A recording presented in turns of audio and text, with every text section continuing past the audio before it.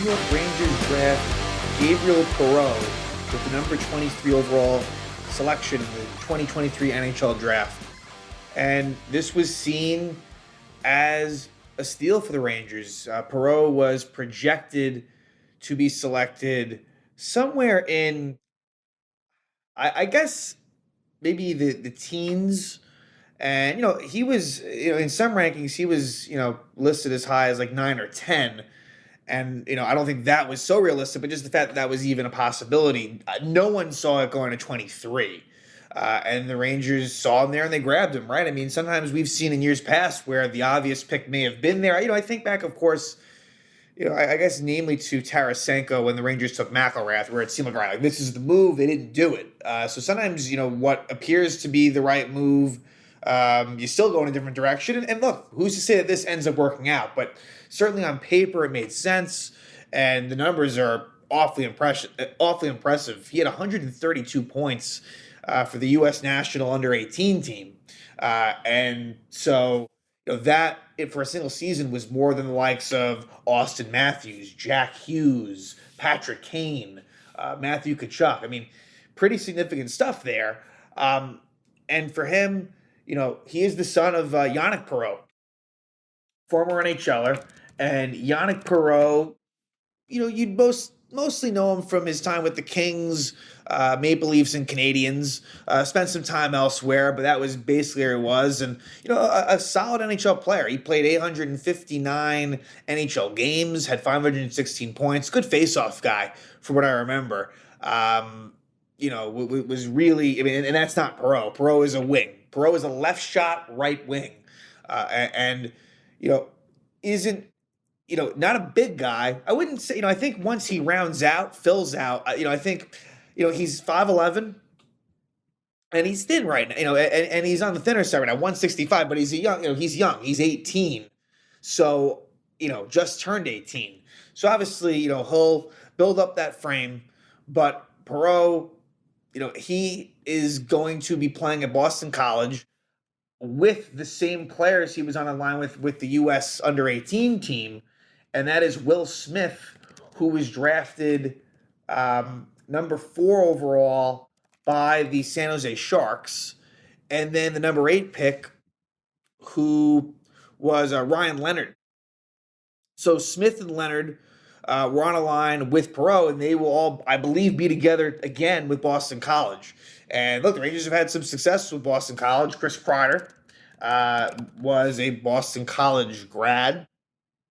And I believe my favorite player, Brian Leach, as well. Was Leach a BC grad? I believe he was. Let me just confirm that. Yes, he played 1 year at Boston College. So, there's been some success there in the past. Perreault is a dual citizen. Obviously, Yanic being from Canada, but his son Gabe, obviously he's basically taken the U.S. Team by storm for years now. So, again, this is the Ranger fans should be excited about this. To get this sort of value at pick 23 is a good thing. At the same time, I'm certainly no expert on this, so I'm just trying to, gain as much information as I can, and I certainly lots to be impressed.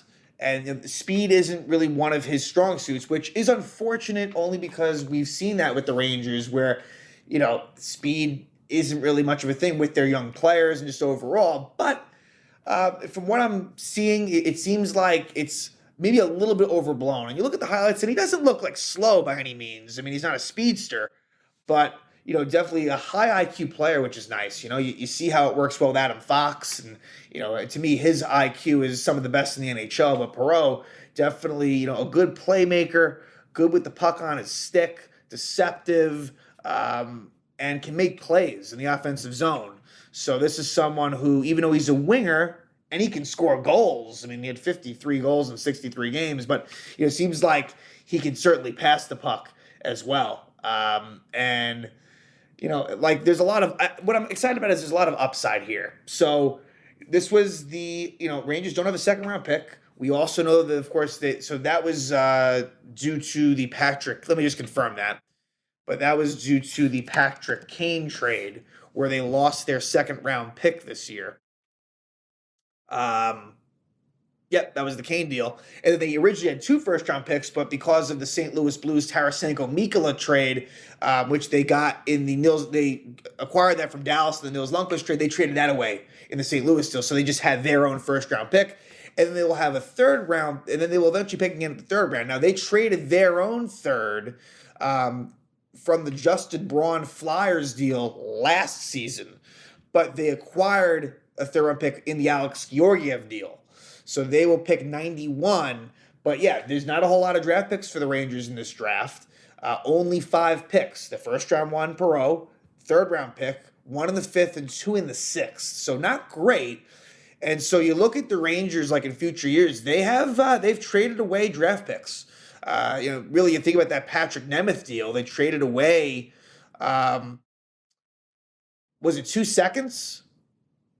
I believe it was 2 seconds. I think it was a 2025 second and a 2026 second. So, yeah, like that's not great. So I'm hoping in somehow, some way the Rangers can kind of acquire draft picks back, but that won't be easy. And the Rangers right now, there's not a whole lot of cap space. So I don't think that I'll be talking about what happens on day 2, which is rounds 2 through 7. I'm not envisioning it, at least.